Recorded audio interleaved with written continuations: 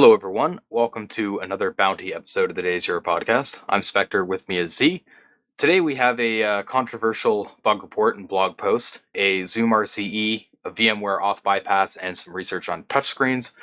Before we get started, though, just want to remind everyone this is our last week of the podcast until September 19th and 20th. We'll probably still do some other content over the summer, and we'll still be in the Discord and such, but the podcast won't be running. Also, for anyone who missed last Friday, we watched some offensive con talks, some really cool ones. One of which was by Amy and Samuel on browser exploitation, as well as the Mark Dowd talk about phone research. And yeah, those are just some really awesome talks, and our coverage of that is up on YouTube, so you can go and check that out if you missed it. But yeah, all right, so we'll get into some of our topics here. We'll start off with the controversial one, I guess, which is the PHPass and CTX module write-up. I'm sure some of you have seen this making the rounds and people calling it out. So Z, I'll let you lead off with this one. Yeah, and this is okay. So I'll start off just with what the vulnerabilities were that they kind of call out here, and these are effectively going on the old, or I guess it's not that old, um, but basically going for the can't even think of the words right now for myself. But basically, they're taking over packages. They take a look at a few different package managers here, so PyPy, Composer, Cargo. Different options there across all of them. I think there was one that didn't actually. Um, so across most of them, what they found was create a GitHub account and you can create whatever package you want. So if there was a package that already existed, and the owner of that package no longer had the same GitHub account, maybe they changed their username. Maybe they just straight up delete their GitHub account, whatever. But if you then registered with that GitHub or took over that GitHub account, you would then be able to basically take over the package by having ownership over that GitHub account. On a couple of the other things, I believe this was with PyPy and Composer, they were able to, if the owner's email address, say, pointed to a no longer valid domain, just no longer have it for whatever reason, they realized, hey, I can register that domain, receive the email, do like forgot password, and gain access to the accounts that way. So they went beyond just noting, hey, there are these vulnerabilities. Actually, I'll shout out one other option that they call out, which is this, they're calling it their GitHub authentication bypass. Basically, if a repository has been retired, in theory, it shouldn't be reusable at all. You shouldn't be able to recreate that repository or repository with that same name. What they found is they could kind of get around that though by creating under a different username. So again, this would also require that the username is available and nobody currently has it. But they while they couldn't take over or change their username and create a new repository with whatever retired name, what they could do is create the repository with that name, and then change their username. And when changing the username, it wouldn't look if any of your repositories would take over one of those retired names. And so that way they're able to gain access to a retired repository, which I thought was at least a cool little trick there. Basically, getting on something I've talked about a few times before, where when you have basically or effectively just finding multiple ways to reach that same end goal.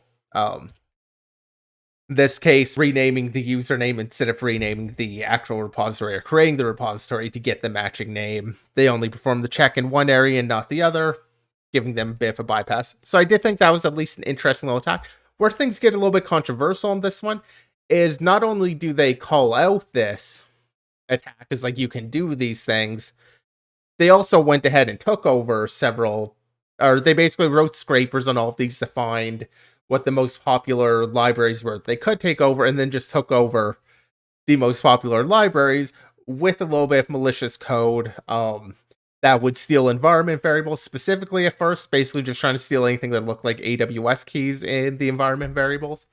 I'm not sure if that got updated or what exactly happened there. So the actual code that used to be visible that I first kind of saw is no longer visible. So when things were first kind of kicking off, before there was even this write-up, it was noticed that one of these packages had an update for the first time in like X many years, quite a while. So people noticed that this new update was stealing environment variables. And that code was getting linked around. That code no longer exists. GitHub, I assume GitHub took the repository. Maybe the author here actually completely took things down, but you can't even get access to that anymore, so I can't pull it up to show. But my understanding is it started off just stealing like AWS keys and possibly was updated again to steal more. I'm not entirely confident about that, but effectively stealing those keys. And of course they lead off this or with all this research does not contain any malicious activity. If you're going to go after research, you should take steps not to harm anybody. So leaking their keys as a proof of concept is not a good proof of concept.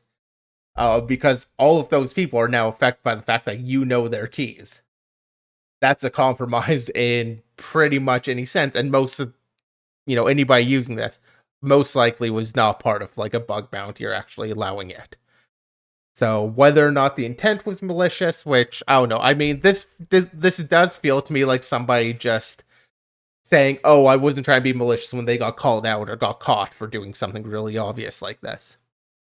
Yeah, I mean, to me, it seems pretty obvious that they kind of blew over the line a little bit. I mean, yeah. So to be like, if I wanted to try to be a little bit charitable, um, they might have been trying to show like what the potential impact could have been for their report, because you kind of get the vibe reading this that they were upset that GitHub, because they sent a report to GitHub on HackerOne and it got closed as duplicate, and they state at the end like that this issue is still unfixed, although it seems like a little bit of a tricky issue to really address that way. This just seems to be like kind of an unfortunate reality with how package managers work, but um, yeah, I think it seems pretty obvious they flew over the line with trying to demonstrate the impact there. And yeah, there's just no reason to be exfiltrating environment variables like that, which, as we've covered before on other topics on the podcast, is a very common place to stick secrets, especially in like CI environments and stuff. So yeah, Yeah, I mean, there's a um, much simpler proof of concept. Do an echo or a print or whatever, console.log. yeah, it's Just not print very something to often the you see console. people doing such uh, such aggressive pox like this. Yeah, I mean, printing to the console shows that you have code execution. Stealing environment variables shows that you're stealing environment variables. Like, it's moving beyond just POC at that point. I don't know. I mean, it does come across to me like they might have just been getting called out on it. They do mention they have previous research, so okay, maybe I can give them, some benefit of the doubt, but that's also why I'm calling it out here. Like, if you want to prove something's malicious, on one, so like this sort of exfil, I wouldn't necessarily even be against if the people being compromised were all participating in a bug bounty, had like a known program that allows this. Um, so he makes reference at one point to the dependency confusion stuff. Which happened a little while back now. Uh, but he makes reference to them and taking over certain private packages, giving them a higher version number. Makes reference to that. I can see going from that and think, well, okay, I can do something similar, maybe run some code that steals something or does something there. But in the case of a bug bounty, you've got the scope, you've got things that you're kind of allowed to start trying to compromise a bit, and you generally don't get to go on and like full on penetration tests and like go through all the internal stuff. But you can do some poking at like the boundaries or at the perimeter, sorry. So if you know everybody you're targeting, but this wasn't targeted, this wasn't like taking over a private package that only your target company is going to be using, and they kind of allow you attack like that, or to attack like that. In this case, it's attacking everybody. It's anybody who use these modules. It's Uh, effectively a supply chain attack. Yeah. yeah, yeah, supply chain, which is also the word I was looking for way earlier. And completely slipped my mind. But yeah, I mean, this is an indiscriminate attack. So that's where I think a big difference comes. You can have a proof of concept that doesn't indiscriminately attack everybody and compromise anybody who happens to use the code. There are ways to do this better. Yeah, and I think that's a good way of summing it up. Because don't want to assume malicious intent. It does seem like an easy leap to go to, and a lot of people are obviously making that leap. But um, you know, with security research, sometimes people do just cross lines when it comes to trying to demonstrate impact because yeah, it is kind of easy to think like, okay, this is kind of done in like pen testing environments, so maybe I could do this here, but it's a different scenario, and calls for like kind of a different rules of engagement, I guess. All right, so we'll get into our next topic here, which was a Project Zero report on an RCE in Zoom, which didn't require any user interaction through the XMPP protocol. So Z, I'll let you get into this one as well. Yeah, and I thought this was a really cool attack. So, like Spectre already mentioned, it doesn't really require the victim to do anything or interact with anything. And as a vulnerability, it takes advantage of, in this case, Stanza smuggling. But the core issue comes down to parser differentials, which we've talked about before. In this case, the server will use one thing. One library was like fast XML to do XML parsing in on the server side, and then the client uses a different parser, GlueX. I'm not sure how to say the name properly, but they used two different parsers, and what they found was that these two different parsers would handle UTF-8 a little bit differently. GlueX, so this is the one running on the client, it would basically just process things byte by byte. So when it's looking for a tag name, for example, it's going to look for that open angle bracket, read the name until it finds that close angle bracket, and if it comes across any UTF-8 characters, it basically just thinks, oh, this is just another byte part of it and passes it along. Whereas the fast XML implementation, or XPath, I believe is the other name it goes by. What XPath will do is it kind of understands UTF-8 a little bit. So when it encounters, specifically for this attack, they end up using this EB character, so 0x EB or hex EB, which indicates the start of a 3-byte UTF-8 sequence. If you're not familiar with UTF-8, it's kind of a crazy little encoding system that will encode ASCII as like just normal 1-byte characters, but then things after that, you can have more characters being encoded in more bytes. You can have 2-byte, 3-byte, 4-byte characters after that, and that's just how UTF-8 can encode so many different characters compared to just like ASCII, which basic ASCII is just like the 127 characters or extended 255. UTF-8, it encodes like every known character pretty much. It encodes a lot, has a little bit of trickery to that, but effectively the idea here is you can have these certain characters that will indicate it's more than one byte is to follow this that are containing the actual character mapping. So where the parser differential happens is GlueX is going character by character, but XPath or FastXML will end up seeing those and they'll just kind of gobble up the next three characters. It won't really look at them, it'll just take those characters and skip over them and keep parsing. So when it comes to detecting the end of a tag name, what ends up happening in this attack is if you provide the EB character and then the end angle bracket, XPath is not going to see that as the end of a tag. It's just going to see that as, part of those 3 bytes that is part of the UTF-8 thing, or UTF-8 sequence, and so it's just going to ignore it and keep looking for the properly encoded ending or right angle bracket.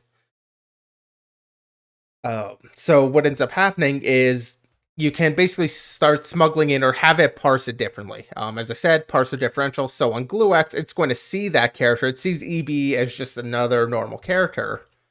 Let me see if I can pull up the example here. Yeah. So one of the examples here just has this A tag or AA tag, whatever. GlueX is just going to look, see that, or see the EB, then see that bracket, angle bracket, and end the tag there, kind of understanding that is the end of some tag, and all of this, open tag and the next A is being like part of another tag. And XPath will see this all as one tag, so it's going to see the EB, read these next three characters, all is just part of that one character, and keep going. So it doesn't see the tag ending until the last, like, right angle bracket. Effectively, like I said, parser differential, you can go into the post, explains it pretty well, and kind of walks through exactly how that happens. But what that ends up letting them do, and they take advantage of one other GlueX issue, which is using the angle bracket question mark, and send these, basically by sending the angle bracket question mark XML, it'll effectively restate this or restart the state of the GlueX parser, thinking it's in like a new XML thing to start parsing. So they're able to just inject their own stanzas into the XML. So what they found was by injecting, by messing with the parser, they get a new state and they add this stream error stanza. What that ends up doing, I believe this is more or less specific to how Zoom works specifically. Indicates, stream error, whatever, revoke token. And they could provide this new web domain. And then the Zoom client will take that, will switch to using whatever domain they gave as the XMPP server. Basically creating a man in the middle situation by injecting just that little bit of XML into it. So interesting attack on that front. I do think the parser differential is the most interesting part of this, more so than what they were able to do. But in other scenarios, like what you're able to do with this is going to depend very heavily on what the application's doing with the XML. In this case, they were able to take advantage of it. Guess I should also mention that they're able to kind of smuggle in some of this because the server inside these message stanzas, the client controls the entirety of, there'll be a body tag inside of it. Client just controls that outright. And the server is just supposed to forward it along, making sure it's valid, but otherwise just forward it along. So if the client can craft something, such as using this bug, that injects or ends the tags early, they can start injecting other things. I don't know, I feel like I've explained this kind of poorly. The post does a pretty good job of running through, but core issue there is using that UTF-8 trick to mess with the parser, so they're parsing it differently. Just like you'd see with like request smuggling, where you kind of have the two different servers parsing where the request starts and ends differently. Basically, it comes down to the fact that UTF-8 is hard. Whenever you're trying to do like any of this Unicode parsing, um, it's so easy to have these kinds of bugs just because it can be tough to implement it. That's like completely strict to the specification and everything. And we've seen a lot of issues like these over the years. It's been a while since we've seen one actually in the podcast, I think, but yeah, I mean, totally valid issue here. I did like that trick with taking advantage of the root XML tags for resetting the parser state, and kind of using the desync to smuggle in the root tags for that. And yeah, I thought the way they took advantage of it was pretty cool. But overall, like you were saying, the interesting part is the bug here, which P0 does a thorough job of explaining here, giving some different examples and whatnot. Uh, yeah, this was a little bit more detailed than I expected from, like, usually the bug tracker reports from P0 don't go into this much detail. But this one did, so yeah, there's a lot of information here if you're more curious on like the specifics of the issue or like the Zoom specifics. So yeah, Yeah, it's pretty a cool all solid around. write up of the bug, basically. A lot you've got a lot of the background information that's often missing from the bug tracker reports. Yeah. All right, so up next we have a topic on a VMware vulnerability, a pretty insane one actually, and this was reversed from a patch that was deployed, which is what the first half of this blog post talks about, which I won't really cover too much. It's also worth noting that Asset Note did a write up on this as well. I mostly read the Horizon 3 write up that we have up on the screen, but Asset Note goes a little bit more into the code and whatnot. But yeah, kind of an insane but somewhat trivial issue. And it's a vulnerability in the login controller when the local password auth adapter is used. I'll actually bring up the asset note post here because I can kind of show the code of what's going on a bit better. Oh yeah, Z pulled it up here. So sorry. Okay. Yeah, so in this auth and adapter response login routine, you can see they build up the endpoint using this get local URL function. And when they look into that function, they call get server name, which basically just returns the host header value. Um, and they confirmed this when they set the host header value to some garbage value and they ended up getting an error because it would try to resolve it. And we've talked about HTTP headers before, and the fact that most fields that come from HTTP headers aren't trusted. They're coming from the client. The problem here is the host header is controllable by an attacker. So an attacker can literally just change the host header to point to their own controlled server, kind of spoof an authentication server and just send a 200 OK response, and they can just authenticate in. It's kind of insane how easy it is to exploit this because it is literally just basically allowing an attacker to specify their own auth server with this auth adapter. But Yeah, yeah, I I mean mean that's basically what happened here. it does depend a little bit environment. So if you have any sort of vhost stuff set up in front of this, so the reverse proxy may be forwarding based off the host, then you wouldn't be able to pull this off. But assuming you can control the host header, and it will still get directed at the server, yeah, you're basically able to hijack the authentication server, which honestly, like, just feels like such a crazy and weird issue that's really coming because they're making the authentication flow just so complicated. Yeah, Um, and that's one thing that Asset Note calls out in their conclusion. Actually, they kind of speculate on why this vulnerability could have been missed, and there are reasons there. Was saying like the code path to that local auth adapter is complex, and they state that the jar file for that adapter is located in a different folder, so it might have been missed in like an audit or whatever. And the fact that it wasn't like documented that get server name would use the host header like that.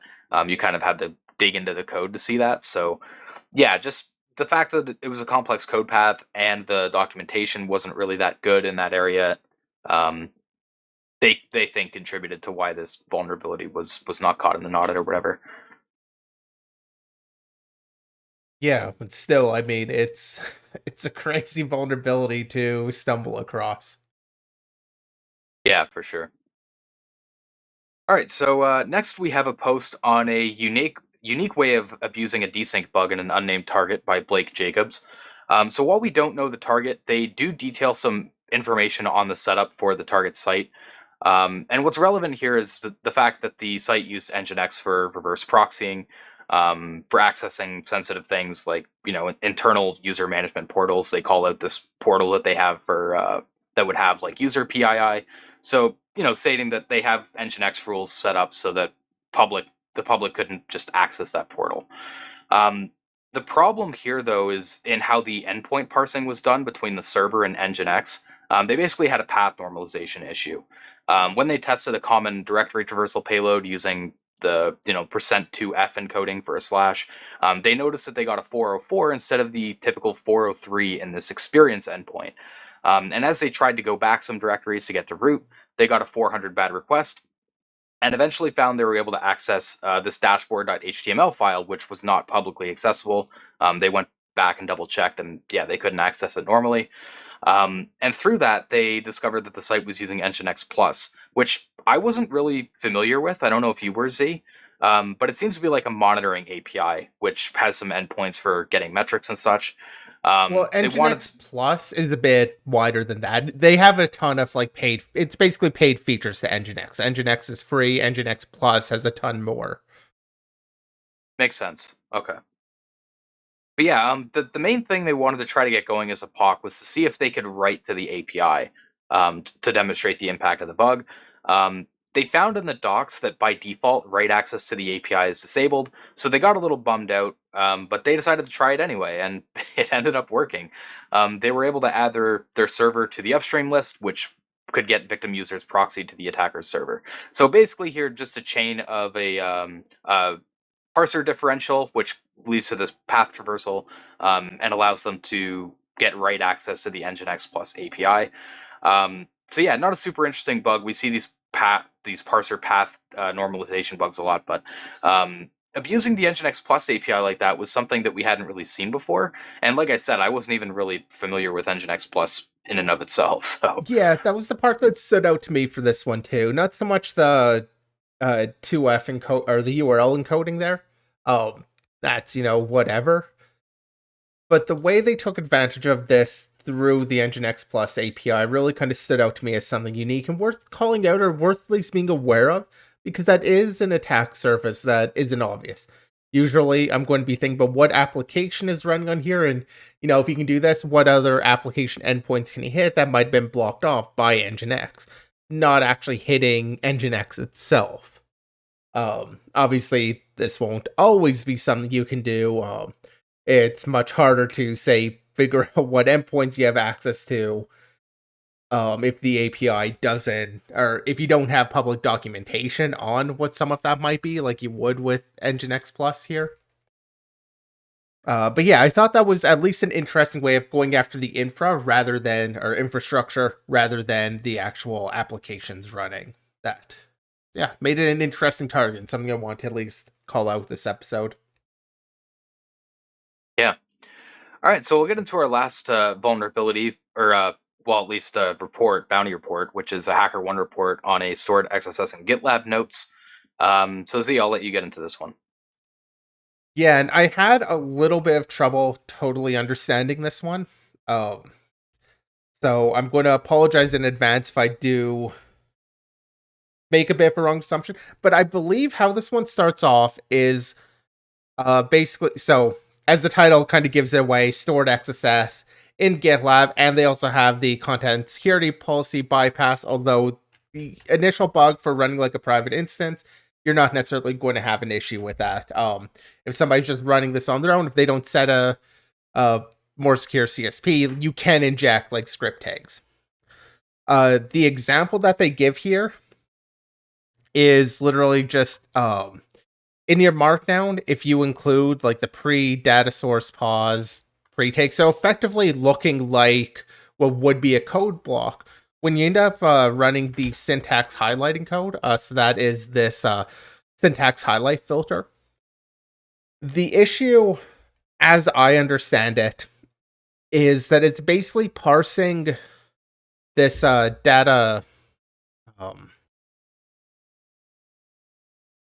the source position, this attribute, is that I believe this attribute is read in a rather permissive way, in that it's effectively just looking for like end quotes. So looks for the start quote, looks for the end quote, and anything is valid in between there. Because if you jump back to this sample payload, they have the source pause, they have the quote, and then they just like never really end the quote for that entire line, for the next line, until kind of down here. So I believe what's going on is it's parsing that rather permissively, whereas the browser itself is going to see some of this and end the tag much earlier, thinking that it's just a typo, basically, because the browsers like to correct your HTML for you. So they're going to see one thing as being the end of it, whereas the actual syntax highlighter is going through a bit differently. That said, I might be mistaken about that. I couldn't find anything really clear, and unfortunately, the report that ends up getting referenced here about this is now private. Yeah, So that was kind of the problem I was thinking too, because they make a lot of like inferences based on that report that they link, which obviously the triagers and the people in this report will have access to. But where it's not a public report, there's a lot of missing context here. So you kind of just had to guess a little bit with a bit of information that's provided there with the syntax highlight filter. So yeah, it's just a little bit unfortunate about this report. Don't really have all the information, so can only work with what we have, right?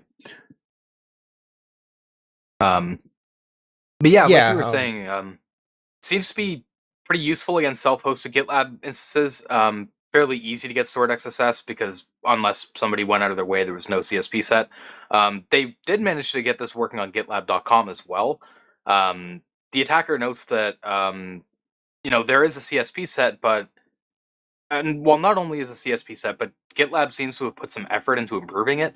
They call out the fact that there were some previously known bypasses that would be used to get around it, but um, yeah, GitLab fixed all of those. They did manage to find another one, mainly just the fact that the base tag, which is used for resource loading, isn't protected. Therefore, an attacker can just change the base and get scripts and other resources loaded from an attacker-controlled domain. Well, they They found that actually. a bit Oh, interesting. Oh, sorry, I was just gonna say one final thing here, which is go ahead. they found that it was a bit interesting because they say that in the comments that base shouldn't be allowed through DOM Purify, which is in place. They speculate what's happening there, though, is the fact that the sanitization is happening in JavaScript. So there's a little bit of a race where you could abuse this and get a tag through before the sanitization happens, and get that base tag evaluated before DOM Purify, sees it basically.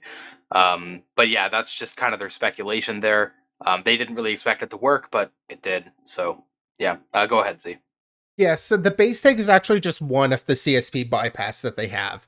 And that one works because when you change the base, so provide the base tag, you get the markup in there providing that. So anything loading after that is when any relative URLs are going to be relative to whatever's in the base. So that can be an attacker controlled domain.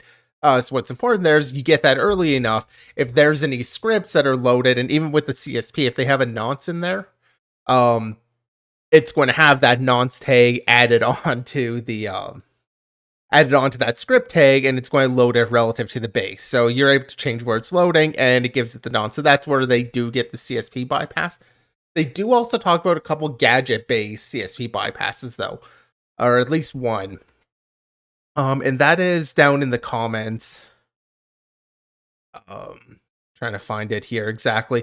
But what they end up using I think I brought is it up. this GitLab show field error. So basically with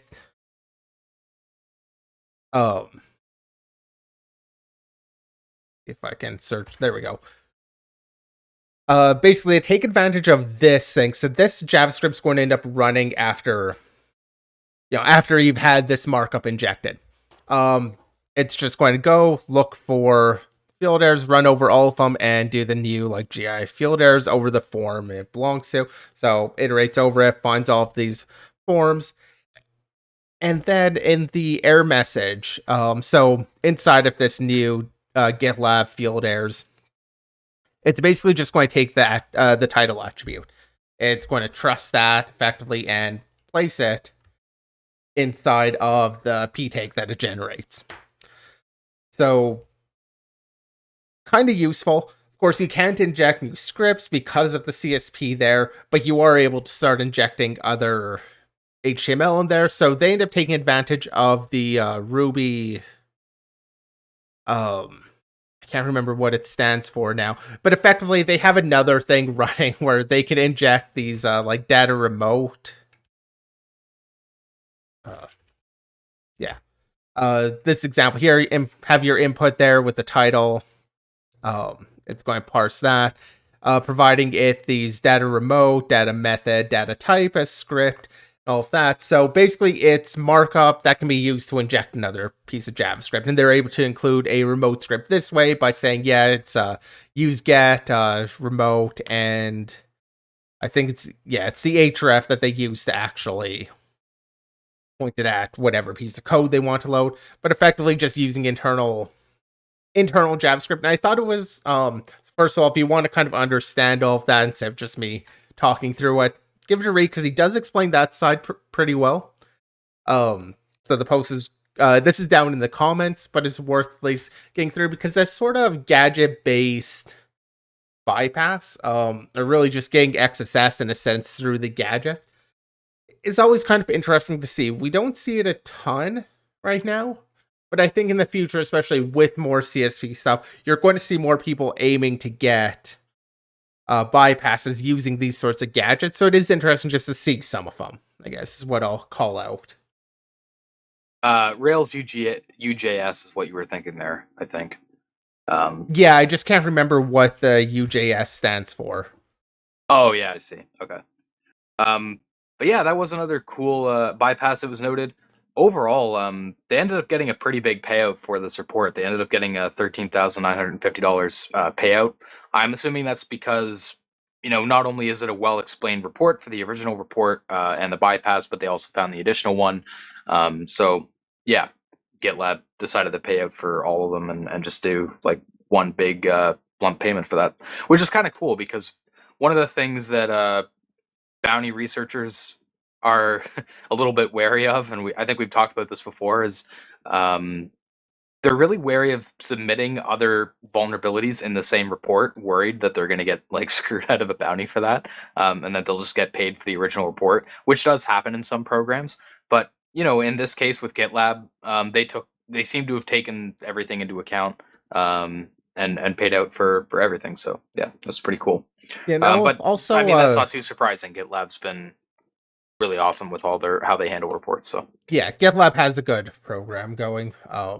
I also just want to mention, Joe Axe Carr. Not exactly sure how he's going for that. Joanne Carlson, though. I've just pulled his Twitter up. I guess he'll be doing an AMA with GitLab, um, on June 1st. So that's still coming up. At least if you're listening to us live and not too far down the line, but that's coming up. So chance to ask a few questions on his Twitter there, and then he'll be answering those live on whatever this GitLab event is. So at least I'll call that out as something. So yeah, we've covered. This isn't the first vulnerability from we've covered. We covered one from him last week also. So yeah, probably worth checking out. yeah, and maybe not super relevant anymore. But I was curious because it was bothering me too that I couldn't remember what Rails2JS stood for. It was unobtrusive JavaScript. I don't know why I forgot that because we talked about it as recently as like last week, but whatever. Um, yeah, that's what it stands for. All right, so we have a research topic in this episode, which has been a while since we've covered one of these types of papers, and it's coming out of Usenix, titled GhostTouch, and details attacks on touchscreens without physical touch using electromagnetic interference. So quite a cool idea. Like I said, been a while since we've covered one of these physical attack type papers. Um, First time I think we've seen something attacking touchscreens, as far as I can remember. So first up, they talk about how modern devices widely use capacitive touchscreens, which use small electric fields to detect touch. Part of the reason why the capacitive touchscreens are so popular is because it supports multi-touch, which is pretty widely supported at this point. It has a long service life and it's pretty cost effective to build. That reliance on electromagnetic fields, though, makes it subject to electromagnetic interference. Anything that can create those fields can, in theory, perform touches on the screen.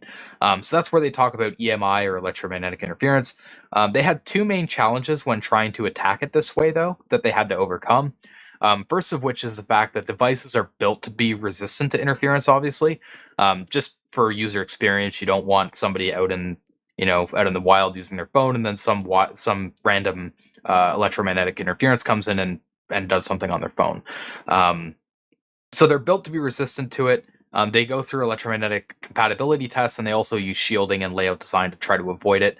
The other challenge is when you can inject touches, it's difficult to create predictable ones where the specifications of the screen aren't public, and there seems to be a decent bit of variance between like different devices and whatnot. So the way they overcame those was by first using a setup where they could deploy an antenna and tweak the signal frequency and attack distance to try to get the best signal propagation. And for injecting touches, they basically like probe the screen um, through EM to try to derive the specifications of the touchscreen and then adjust the attack scenario on the fly, basically, to try to inject like swipes and taps, which I thought was kind of neat. Um, they did manage to pull off this attack, though it doesn't seem like a super subtle setup at all. If you go to page 9, I think they have a few figures here that, yeah, they show their system setup and their antenna array. Not exactly a subtle setup, although this is like their initial like prototyping setup. They do mention that they use a chip shouter as well, which is basically an electromagnetic fault injection device. It's typically used for more fault injection type stuff against CPUs, but they use it here. I'm not exactly sure how this plays into into their setup here. They only mention it a few times and don't really go into a ton of detail. But I'm guessing they're just using it for like the pulse generation or whatever of the EM. Um, Down on page 12 in table 2, they show this table that shows their results against various different devices. Seems they were successfully able to pull it off on most devices, including like the iPhone SE, the Galaxy S20, the Huawei P30. Didn't end up working on some other ones like the Huawei Mate 40 Pro or the iPhone 12 for whatever reason. One thing I thought I'd call out here, though, is you'll notice they have a column on the direction for their attack, and that might seem a little weird, but this is something that's kind of like weird with anything related to EM, such as fault injection or probing or whatever you're going to do. Direction of the probe and antenna matters a lot for EM. So even if you're like just probing on like a board or something, the way you're facing your probe, if it's like flat with it or perpendicular to it, can make a huge difference in like the readings that you get. So that's basically what's going on here. The direction of the probe and antenna matters a lot, and depending on the layout of the phone and such, yeah, that's going to require some tweaking of positioning.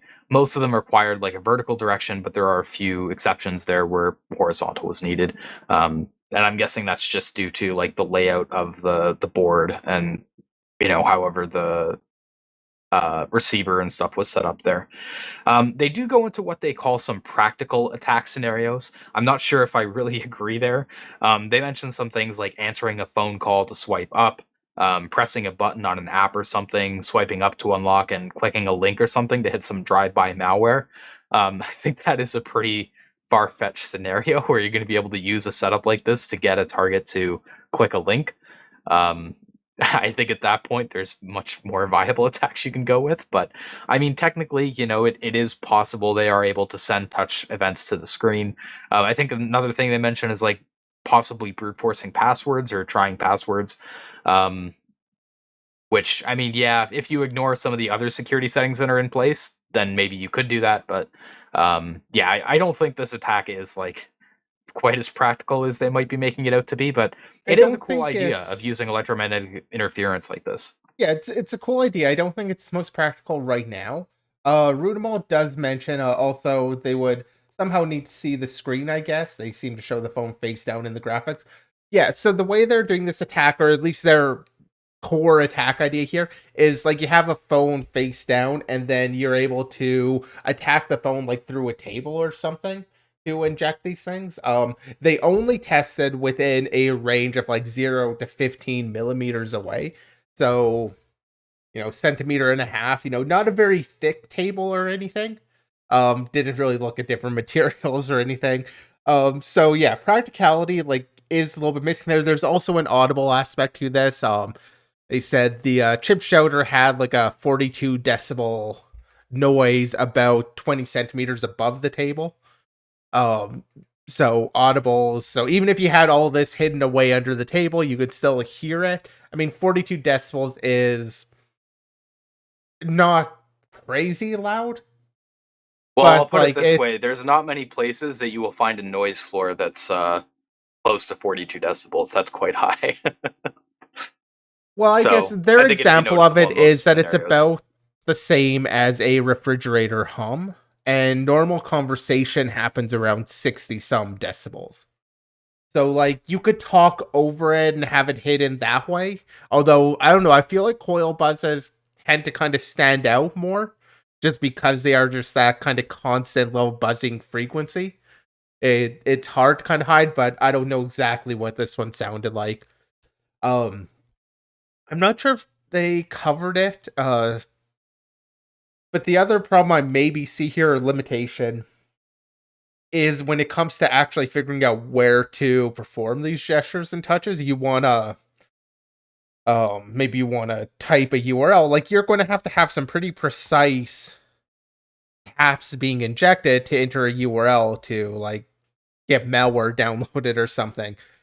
Some things are a little bit more forgiving, but a lot of scenarios like you need somewhat precision, so you need to have the phone in roughly the right place. I mean, there's going to be some wiggle room there, as there naturally is.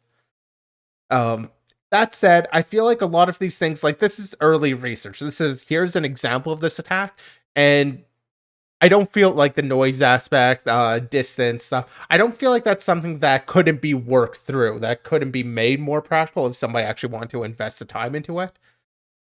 Um, but there are a lot of kind of, I think, challenges before this is actually practical. But it is an interesting attack, just kind of talk about right now and to see the research being done on it.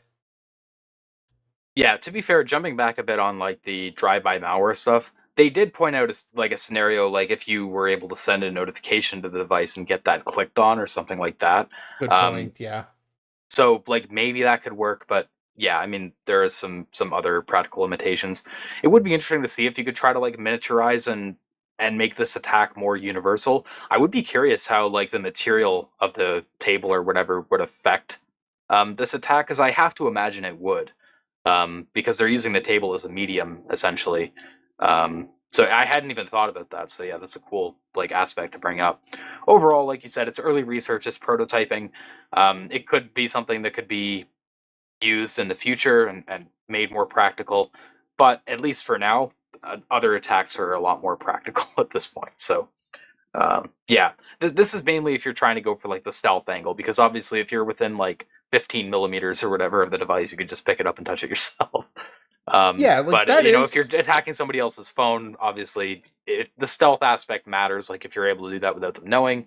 But yeah, that is an interesting aspect because I can definitely imagine, like, let's just assume this was completely silent. You just have something like hidden under the table, and the person just needs to put their phone like roughly above it.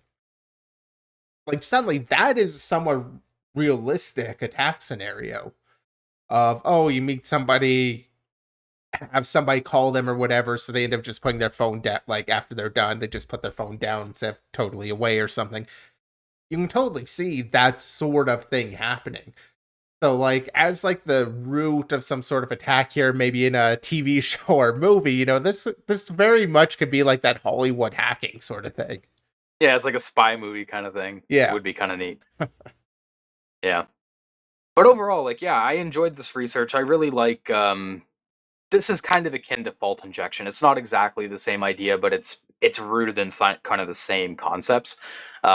So yeah, I've always been really fascinated by like fault injection and this idea of like physically messing with devices using signals and stuff. So yeah, cool paper overall. And it'd be interesting to see if there's any further research built on top of it. All right, so that's basically all the topics that we have for today. Though I know Z has some resources that he wants to bring up where this is our last podcast for a little while, or our last bounty podcast for a little while.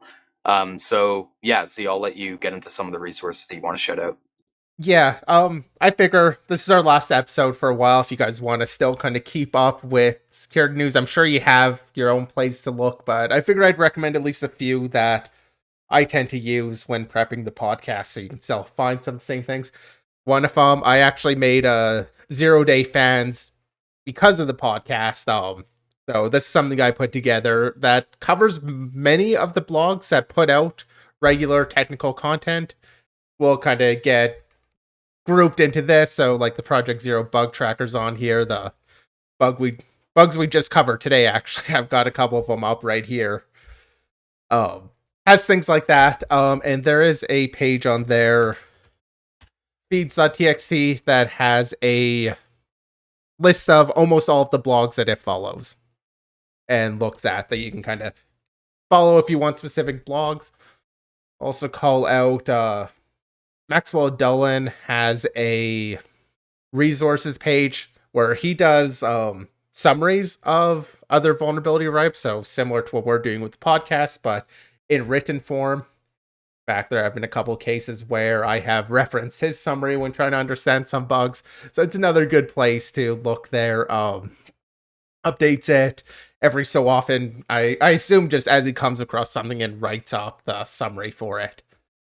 And Bad Sector Labs has Last Week in Security.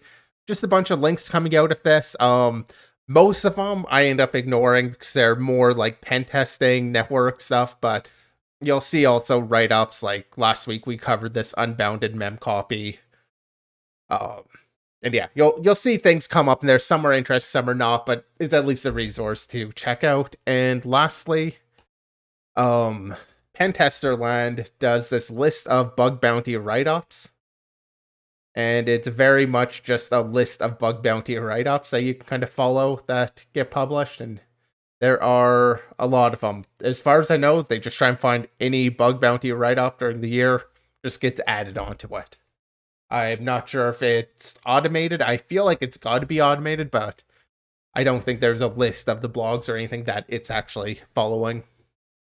Yeah, those are just a few resources to kind of keep up and find other write-ups while we're off. Although I assume if you're actually listening to us frequently, you're probably also looking at other resources on your own. But yeah, there's a few, maybe something new.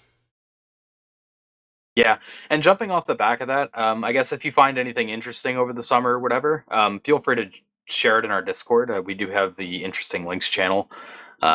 So yeah, if you find something interesting, just feel free to share it there.